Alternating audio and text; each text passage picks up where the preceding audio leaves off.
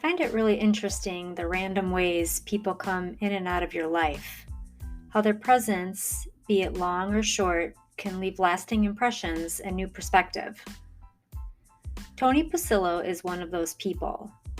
I had the pleasure of working with Tony around the prep table of my eatery. And while the restaurant has since closed, the door to discussions has not. Tony is a perfect example of how your story can be rewritten, edited, and republished multiple times over. A past party boy that dabbled in entertainment industries of both the PG and X-rated kind, Tony shows us that it's not really about trading one life for another so much as it's about meeting in the middle without having to pick a specific lane.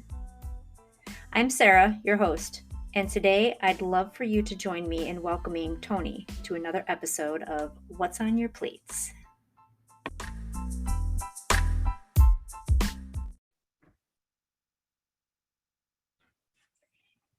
So I'm here today with my friend Tony, and we are diving into some of the layers of his journey and life today.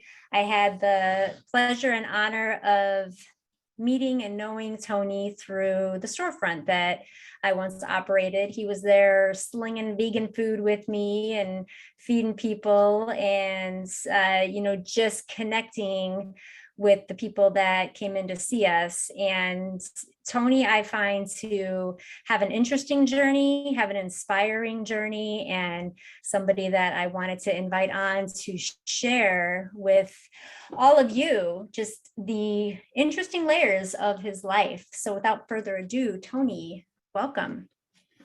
Oh, well, thank you very much. Thank you for having me on.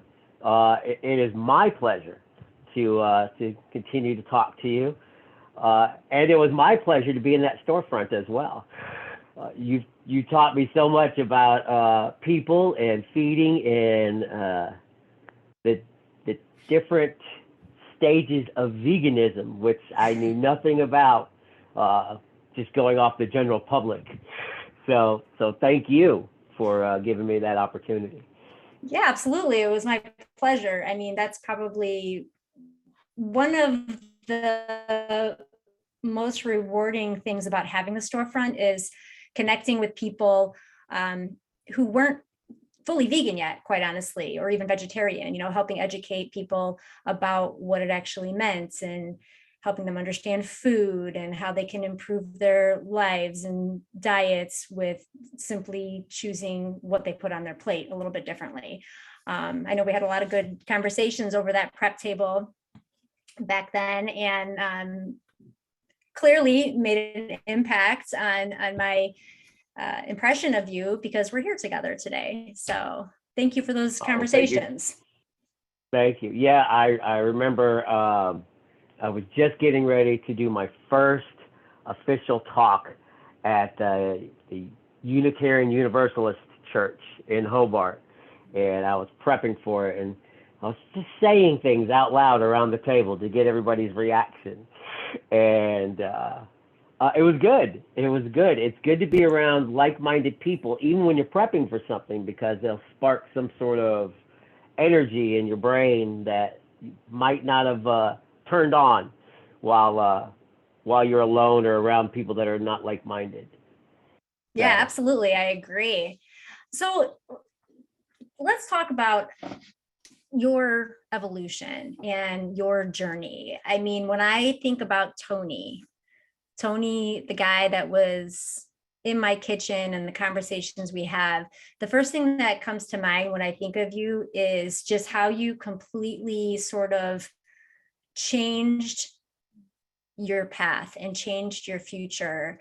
You went from being sort of like a party type of mindset to now a spiritual type of mindset. And not that they can't intertwine, but I feel like it really was quite a flip of the lifestyle that you came from to the lifestyle that you're going to. Can you speak a little bit about that? Yeah, that's true. I, from the age of, 29 or something like that, for about 17 or 18 years, I got into the entertainment industry. So when I was in high school, my friend's dad owned the radio station in our little town, and we hung out in there and just wanted to be radio disc jockeys our whole lives. So that was it, and we got the opportunity one year when we were seniors in high school. His dad called us into the office, both of us, and he said, "I got a present for you guys." And he pulled out these yellow cards that were laminated, and he put them in front of us, and they were our FCC on-the-air talking licenses. He had got them for both of us, and he said, "You two are working a shift on Sunday morning from here on out for the rest of the summer." So we were now officially on-air radio personalities. We tried to come up with funny names for ourselves because, like when you're a personality, a lot of times that's not your real name. That's a character that you're playing. So you come up with a name that fits that character. And we were so happy. We went to school and stuck our egos out in front of us. You could barely talk to us for a moment. And come to find out, the Sunday morning shift was from, I think it was 5 a.m. to 10 a.m. was a recorded syndicated hour. So the only actual speaking we got to do on the radio was, this is WRNZZ 96, and it's 64 degrees outside here at 7:42 a.m. Thank you for listening. And that was it. That was our, every week, that's all we got to do. And we took turns doing that. So we actually only spoke twice a week, 2 lines a week. But we couldn't be touched after that. And I personally got the bug. I mean, I wanted to be in entertainment. So when I got older and got established enough, I tried to get into entertainment, and the first places that would hire me were bars. So I went for the quick and easy money. And then after that, I made a slight living out of that, but it wasn't great. And then strip clubs just asked if they could hire me. And I said, sure. I mean, it's just playing music and talking, right? And then it just turned into something else and something else and something else. Next thing you know, I'm living in Los Angeles, and I'm in the valley of where they make all the movies, and my whole life has changed just instantly. It felt instant, but it took years and years to sort of evolve into that. And I got to do some exceptional things. I've been to the Playboy Mansion for a party. I've been on stage with, Hugh Hefner in the crowd. And I thought, here we go. This is like the apex of life. Because at that point, all the way from starting that day at the radio station in high school, my ego and my character were who I thought I was. So from that point on, I could not be told or taught by anyone that anything was going to be different. And looking back now, that hindsight, or I don't like to use the word hindsight. I like to use more knowledgeable about my insides. So okay. now that I'm more knowledgeable about who I really am on the inside and the different types of characters that you play, I realized that this might not be going in a good direction. Because although I was doing all those great things and making all that money and going through all that money at the same time and living sort of just off my ego, I wasn't really happy. I kept pushing for the next apex that might make me happy. First it was, well, I'm on the East Coast. I need to go to Los Angeles so I can make it big. And then I need to do this so I can make it bigger. And then if I could just get this full-time radio show, I'll be fine. And then if I can get a TV talk show, I'll be fine. And anybody that's been to any self-help books or any spiritual teachings knows that if you're looking for that to be happy, it's really never going to come. So I was caught in that circle, and I wanted to get out. And I figured if I just make the decision to get out, then I could. So I just told everyone I'm retiring, and that was it, and I left. And I moved to a small town in Georgia again, and sort of just rebuilding my new character inside, I guess. I wanted to stop being that character, and I wanted to be something else, more from the heart and less from the ego. So again, I thought it would just be simple. I would just go do this, everything would be fine, nothing was going to stop me, no one could tell me different. So several points in my life, I've always been too smart for anyone to tell me anything. And yet, years later, you find out, oh, wait a minute, maybe I should have took in some of that knowledge, might have made this easier. But I did not. And I started to completely change life around somehow. I thought that it would be good to get into like a spiritual life. But I had never done that before because I was just living mostly an ego life for the first 40 years. So I did not realize at the time what kind of residue that leaves inside your brain or your personality or whatever it is that is controlling you. And it was a lot harder than I thought. There were several times where you just think, well, why am I putting up with all this stuff when I could just go back and do this again? So I found that it's harder to completely let go of something if you still have that residue inside your mind. But I was able to stick through it, and I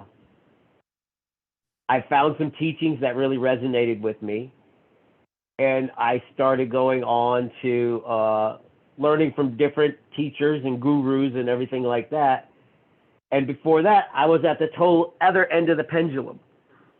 I went from one extreme to the other, and I didn't want to work for anybody that ever lied or ever maybe fudged their taxes or any. I was so judgmental at first because I was going to be spiritual, and that did not work out well for me either. So then when I found Zen and Buddhism, those teachings resonated with me even more because they told me to sort of stay in the middle of both things. Stop swinging each way so hard, and your life will be easier. And you might not even have to live as a character. You might even be able to live as yourself. So I clung on to that as hard as I could. And I noticed a lot of people from each side, the judgmental side of spiritualism that I started going to, and the judged and judgmental side of nightclub people and party people who told me that changing over doesn't work for people like us, because people like us will never be accepted by people like them. And this is where I realized that if you could sort of stay in the middle with no judgment on either side, that everyone could kind of be happy with themselves. And you would organically or naturally just sort of drift towards the middle if someone's not pushing or pulling you. And that's where my feeling still is right now. When I first got into spirituality, all I wanted to be was a reverend or a guru or a teacher. And I found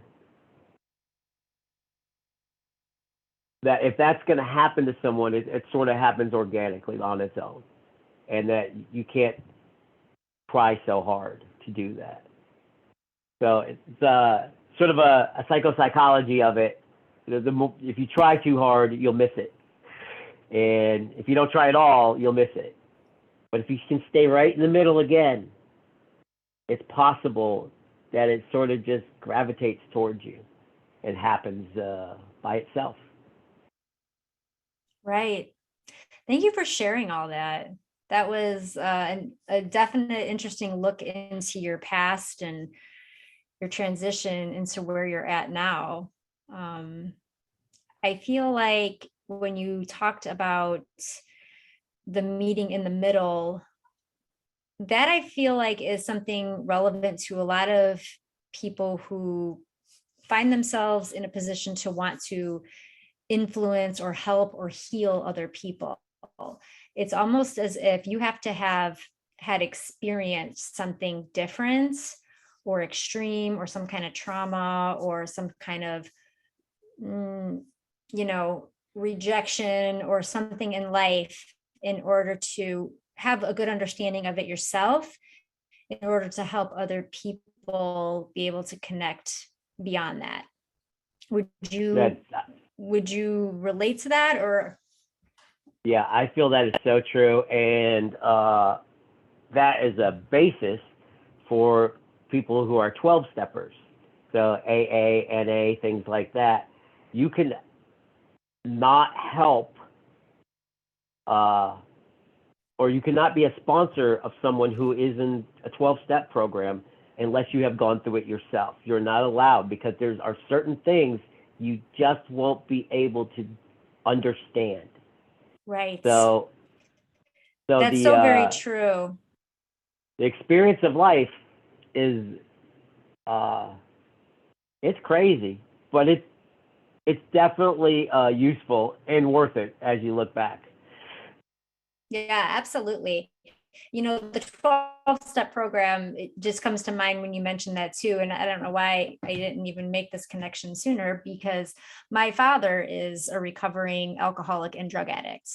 His whole life, since he was, I don't even know if he was actually a teenager yet, has been a user and an addict. And he only in the last eight years almost now has found himself, this is the longest stretch of his life, the last 8 years he's been sober. And part of that sobriety, I feel, is he manages, I use that word loosely, I'm not sure that that's his title, but he's like, he's a director manager of a halfway house.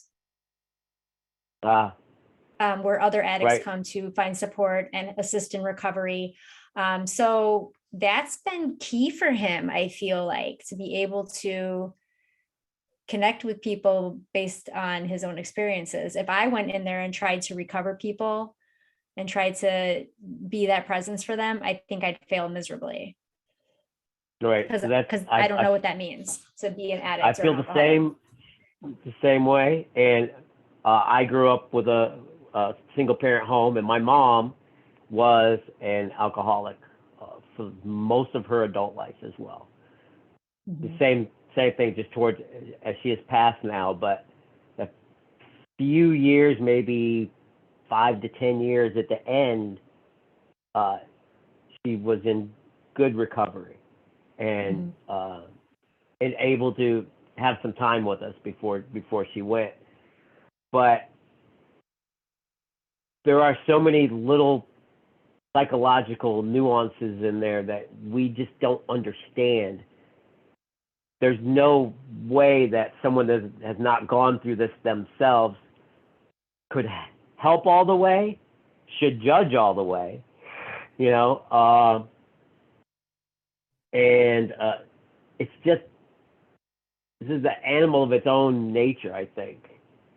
So I even, as a young teen, went to Al-Anon meetings which is, for people who don't know what that is, it's for the families of addicts or 12-step program people. So Spent that, a lot of time there as well. so you don't feel like, it's going to get on you, or it's your fault, or there's anything you could have done about it, things like that. So it's this compassion that we all feel for each other, sometimes is better just left, at the door, and then the healing for other people might be left to the people who have gone through the same thing that they have. Because we're all so different. We're all just so different. I don't feel like there's any way one person has the exact same experience as the other person. So there's just no way you could be exactly like someone else. So the way I feel to get through that is just sort of compassion and listening. And sometimes that's all you could do. And I'm learning this myself. That goes with everything. If you have someone in your family who is an addict, or is the black sheep for the family, or even in personal relationships, if you're not good at compassionate listening, you're going to have a lot of, as the Buddhists say, you're going to have a lot of suffering to go through before you reach the other side. So what influenced one you? Thing. Mm-hmm. Sorry, I didn't mean to interrupt you. No, I was just continuing. Go ahead. I'm curious as to what influenced you on the path of Buddhism. Was there something that specifically stood out for you, or some way that sparked your attention, that was the path you are choosing? I had been searching for something more than myself since I was younger. And I tried a lot of organized religion. It just seemed like there was a lot of things attached to it that did not resonate with me. So I was never able to really attach myself all with it. And I would just always go back to being my ego instead. And after finding some spiritual centers that were a little less that way, sort of like the unity movement, the UU Unitarian movement, Science of Mind, which is the Ernest Holm movement, things like that. And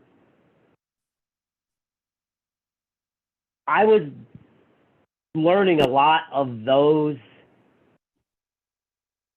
and there was always a little thing in there that I did not care for, that sort of pinched me, where I could not get all the way into it somehow. There was always some us and them, or you can't listen to anyone else. Right. There was a little something in each one of those and there's nothing wrong with that. For everyone that's on their path, needs a certain type of thing. It just wasn't right for me. For myself, I kept looking for something that was all-encompassing, where there was no boxes to fit into, where you're accepted no matter what. Because growing up the way I did, I kind of felt like the left out person in a lot of things. So I never wanted to get into something where I made someone else feel that way. And plus, being in entertainment and the ego-driven sort of semi-star that I was, I probably did that to a lot of people and didn't even know it. I was so out of my mind sometimes with that I probably hurt people and didn't even understand that I did, by excluding them from our exclusive club and things like that. So I was always looking for a place that didn't really do that. And Buddhism and Zen Buddhism, which is just like a even further deeper thing, because there's different types of Buddhism, says that the practice of this is mandatory for it to work. The spirituality part of it is optional. So interesting. So it's all about you changing yourself on the inside, your way of mind. And that's exactly what I was looking for the whole time. Like, well, I'm inside trying to change myself, but these other voices in my head are disrupting me. They're and in the Buddhism people, they call it the monkey mind. Yeah, the monkey mind's always talking to you. It's always, no matter what you're trying to do, it's always either telling you, yeah, you should do this, you deserve this better than the next person, or you can't do this, you've never done this before, you're not going to succeed at this, you know that you always fail, blah, blah, blah. So that those voices are always going to be telling you these things.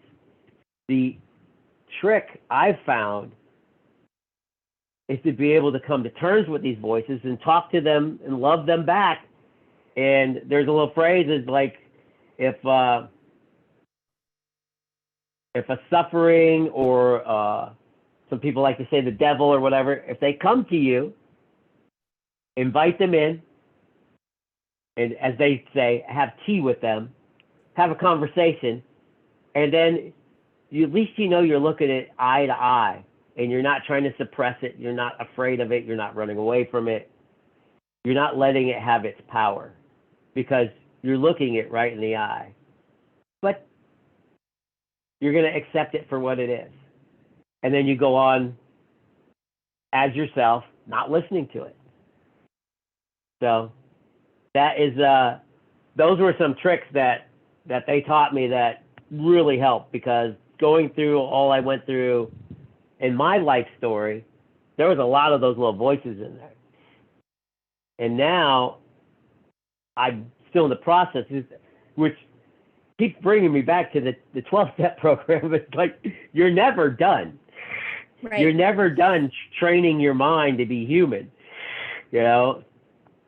So if you could do what your soul likes or your heart likes, and then translate that through your mind and not let it get to you, stay in the middle, then you're going to have an easier life. Life's going to be better, I feel. Whatever that looks like for you. And it's going to be different for everyone. My goal is to explain now that life can be easier for you if you just are able to tame those voices in your head and just be you. So that's the path I'm still trying to learn upon. And is that the path that you're also working towards influencing other people on? We spoke a bit earlier on another layer of your transformation to be influencing people from a mental wellness or a fitness mindset from the mentality of their spirituality or their mental mindset. So this winter, I'll be going back down south. I'm up in Northwest Indiana right now, but I will be going back down south for 6 months, and I'm going to try this snowbirding thing for a little while. Even though I'm not of retirement age yet, I'm going to practice it for a while. And I am my official title at my job right now with Creighton Promotions is fan interaction manager, which I sort of made up myself, but I sort of made the job for myself. We do the merchandise for all the auto races around the country. So we do IndyCar, NASCAR, different facets of another thing called IMSA, which is endurance racing with Porsches and Corvettes and things like that, Lamborghinis and things. So my job, since I was a DJ and MC, I still liked doing that. I just wanted to do it in a different facet. I just sort of wanted to do it differently. So they gave me the opportunity to play music and DJ and play with the kids in the crowds out at these racetracks. And the past year and a half or so, I've been doing that, and it's been pretty fun. You see everybody's smiley face, and then you go back to the same track the next year, and people come up, oh yeah, you're the guy that plays that Led Zeppelin for me. Oh, I just have a great time when I come by. It warms you when people remember the smile that they had that a whole year before and then came back. So this company has expanded so much because we have another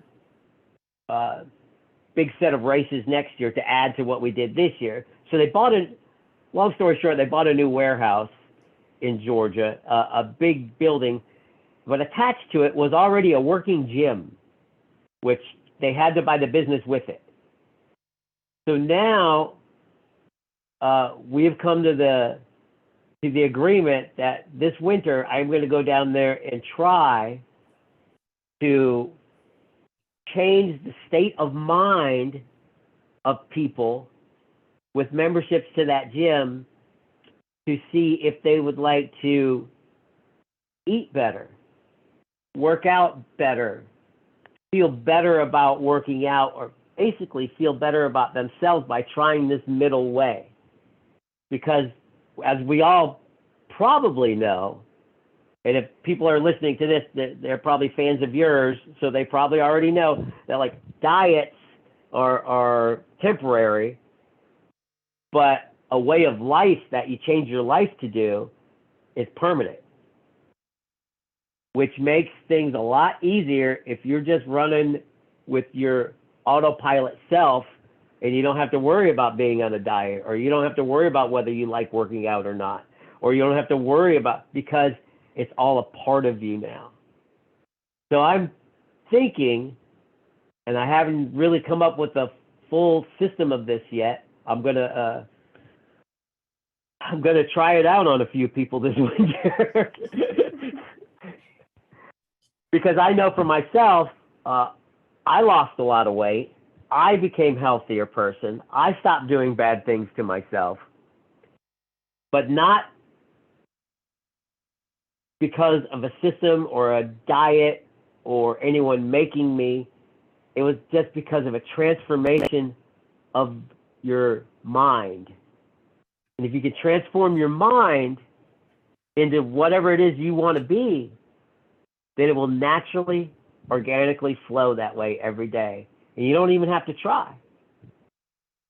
So I'm going to try to put in place a system where I will be a manager of member interaction down at this new gym down there.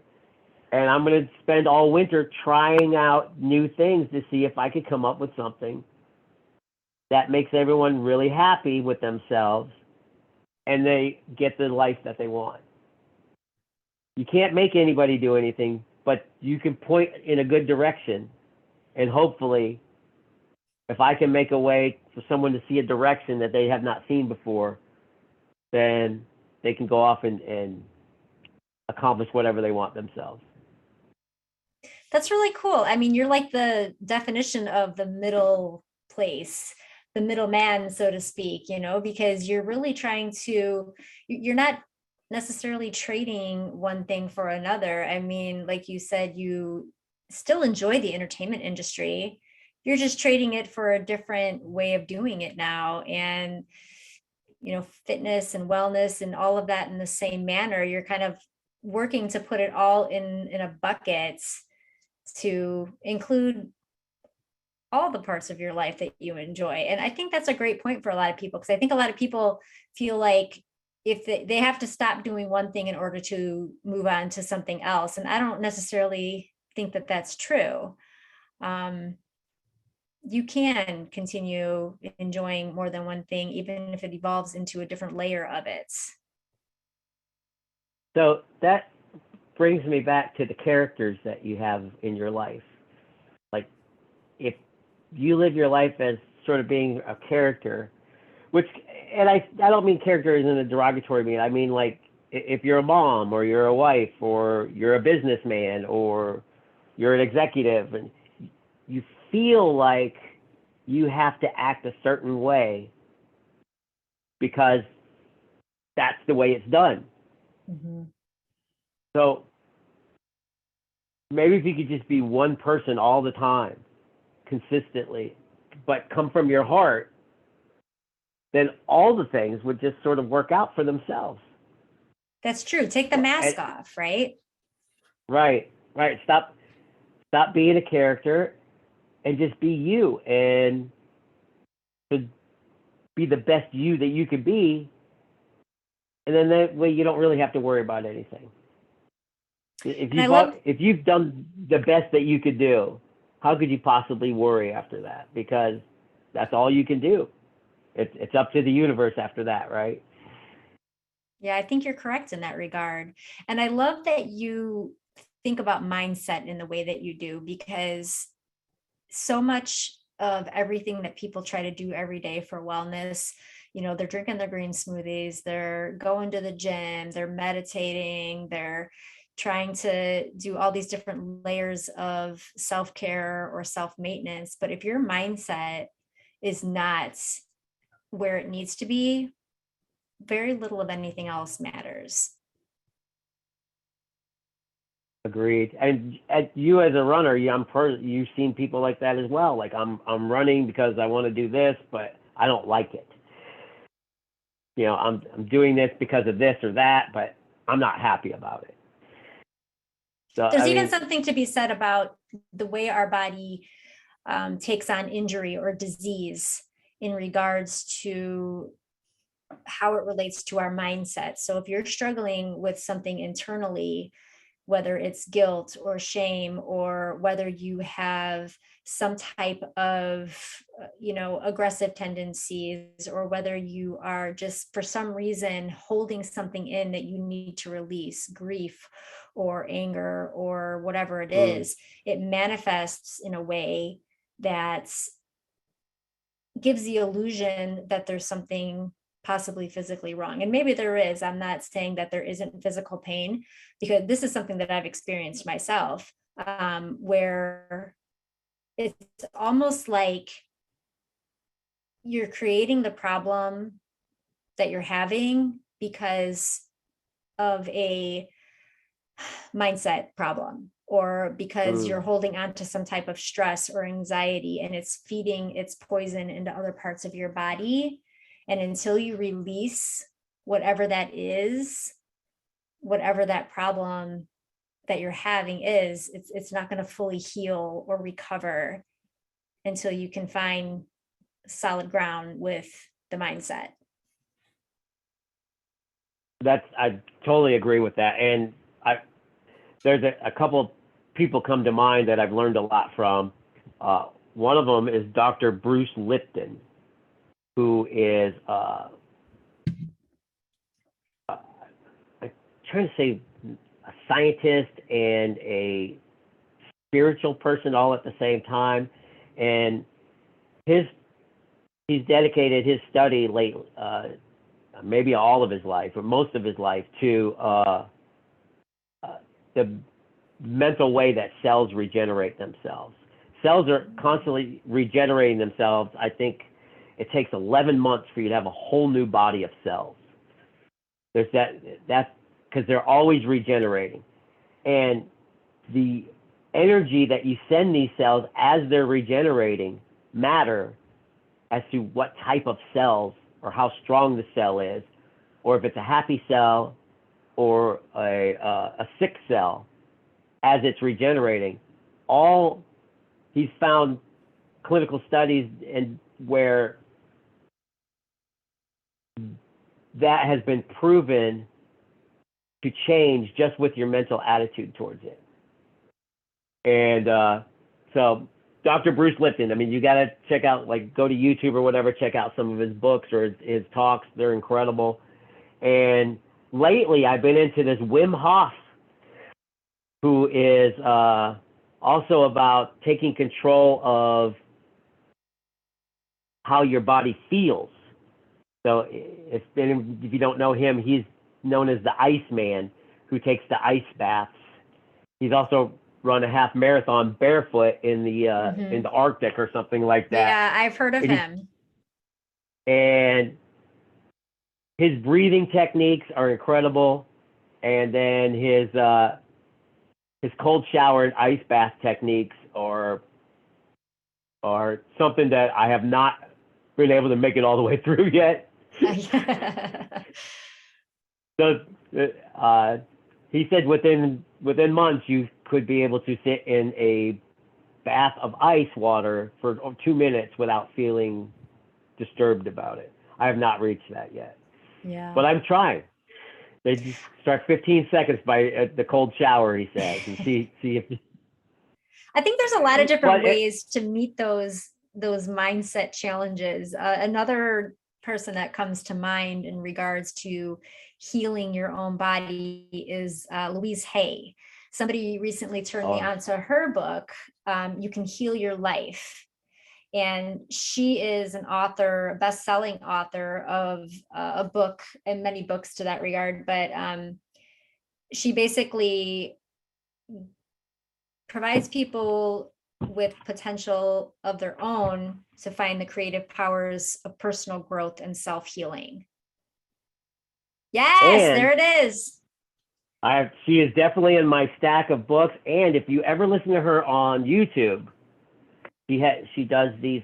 Her voice is so calming that you just feel better just listening to the tone of her voice. Yeah. So again, if you go on the YouTube and just type her in, just listen to her for a half hour if you're having a bad day, and it's almost impossible to continue with your bad day. That's cool. I'll have to keep that in mind and search her on YouTube. So far, I've just been reading the book, but I think that we just underestimate so much the power to heal ourselves and treat ourselves on our own, with our own ability to just be in the right state of mind. And it's proven over and over again. It's talked about by so many people how this is a real thing, and people think it's kind of woo-woo, right? To develop your mind in a way that helps you to have true and complete wellness. But it's powerful and it's real, and it's hard to embrace in this society that we live in, because we're inundated with information from doctors and pharmaceutical companies and just people who have done that type of approach to healing forever, right? But it's not working. It's not working. And the disease and the lack of wellness in our world just keeps getting worse and worse.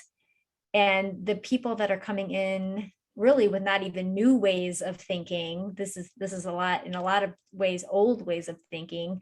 We're just now catching on to it in this society that we live in.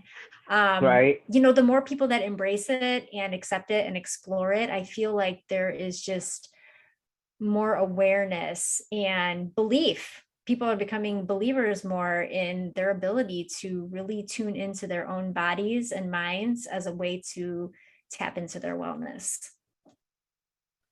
Yep. And I think people are believing more now because they're trying more, because in past maybe few hundred years, we were just kind of told, just listen to us. This is the way it is. You'll be fine. You don't need to think for yourself. We'll help you out. You just do what you got to do. And that might even have served a purpose at a certain point in time in history. But that time is over now. And thinking for yourself and gathering your own knowledge is it's definitely the now and I believe the future. And you could see that in big churches or places where people went to feel better about themselves in the past. Those numbers are dwindling quickly now that people are able to gather their own information and sort of make up their own mind and change their own mindset without the help of maybe going through a system, someone else's system or whatever. Because we're all so different, and we all have a little difference in us that needs to be attended to by using these mindsets. Because yours is not going to come out the same as mine. Mine's not going to come out the same as someone else's. But if we know the path to take to get to our own, then we just we'll be able to figure out what we need for ourselves. And as long as we're not harming anyone else, I feel like let the judgment go of everyone. You know, let people be who they need to be to make their best life. I mean, right now I spend my summers at a nudist resort. So there is no judgment here whatsoever.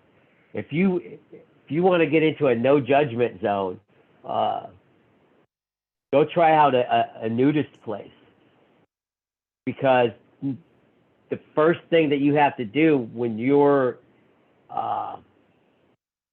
stripped of all your masks and guards, which are your clothes, the first thing that happens is everyone is kind of the same, and the judgment all kind of falls away. I mean, there's big people here, there's fit, buff people, there's people that don't really care if they take care of their bodies or not. It's not a priority to them, but there is no judgment whatsoever. So I think that's a big thing, is to be able to be open and free to be yourself let me preface without harming anyone else. Because if you're harming someone else, then your judgment is not good for society. You know, maybe you'll have to switch up if you want to live within a society.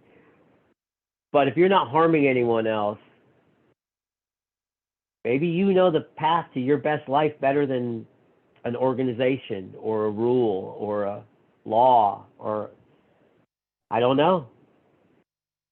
I'm never going to say that I know the answers, because you really don't. But maybe that's the case. I mean, we're all lifelong learners. And something that really stuck out to me recently that I saw is there's been some 500 types of gods or higher powers that people have worshipped over the years.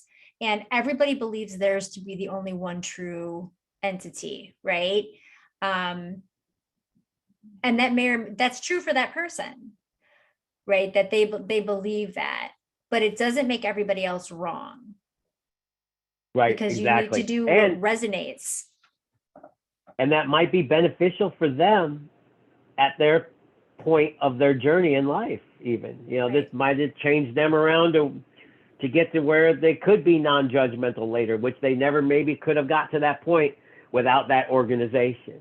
Mm-hmm. But as you just said, I love that part, that you can't stop learning. Mm-hmm. You can't squat in your space if you want to evolve further. I love the way you say forward. That. But it's true though, too. The only thing that I would say about, and maybe this is something I need to work on within myself, but where it becomes problematic for me when people are just stuck in their own mind in regards to, let's use God as an example, or who they worship. When it becomes exclusive and you are deeming other people less than, that's where I have a problem with it, and feel like I don't know, it's like they don't have all the information they should have or something, because right. If you're passing judgment on people because they're not doing exactly what you're doing, then that's problematic for me. But maybe they'll learn something from it and be able to evolve from it, hopefully. Right. I disagree with any type of judgment like that, but me judging them because they're judgmental Right. I know. probably doesn't help. So, as was it Martin Luther King Jr., you can't fight hate with hate. Correct. It just doesn't work. So it's a slippery slope. I'm trying to let everybody have their own space as long as you're not hurting anybody else. Right. That's where the line is drawn. If your organization is hurting other people by spreading hate or polarizing people by making people choose one side or another, then in my heart, I feel like you're hurting everybody, because we should all be together as one. We're one human race. And right. anything that compartmentalizes or divides that up or polarizes that is bad for us. So that's all I can say about that. And no one really knows the answer while we're here, but I bet you after we go, we'll find out. Yeah, But maybe my atheist friends say, no, we're not going to find anything out.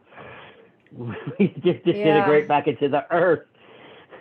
So, that's a whole different conversation. That could be a whole podcast in and of itself, just the topic of that specifically. I respect that opinion, but it's hard to get on board with that too. Me too. But I can't judge them because I just really don't know. Nobody does, right? We're all just here doing what feels good.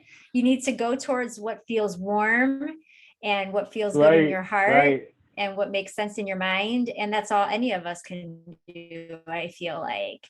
The transparency you shared regarding how you spend your summers and how you talk a lot about just being who you are and taking the mask off, and do it from a mental standpoint and a physical standpoint. And I think that if more people were willing to find themselves in vulnerable situations where literally we're all just shells and bodies walking around this, all earth, it is humanizing to put everybody on the same playing field like that, so to speak. Where you do just sort of stop and pause and you're like, look, we are all the same. We all are created equal, and we're all here just trying to figure it all out, while really probably never going to figure any of it out, but never stopping that pursuit, because we're all here to grow and evolve and be forever students of this world.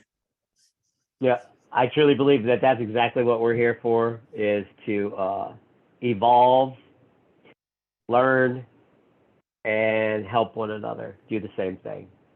That's a guru from back in the day, Ram Dass, and his big quote was always, "We are just here walking each other home. So let's just walk each other home."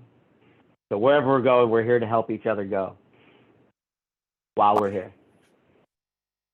And with that, my friends, I don't think we can say anything better than what Tony just said right now. Thank you for listening. Tony, thank you for sharing so much with us today. And I just love the way that you look at the world and see things and see people. And I know that you're going to do great things moving forward. And I look forward to watching your journey. And I so appreciate your time today. Oh, well, thank you very much. And thank everybody for listening. And I hope everybody just finds their best life. That's really my hope for everyone, no matter what. Ways to stay connected with Tony will be in the show notes. And I hope that everybody follows him and watches his journey, because there are amazing things to come from this amazing human. Till next time. Thanks, everybody.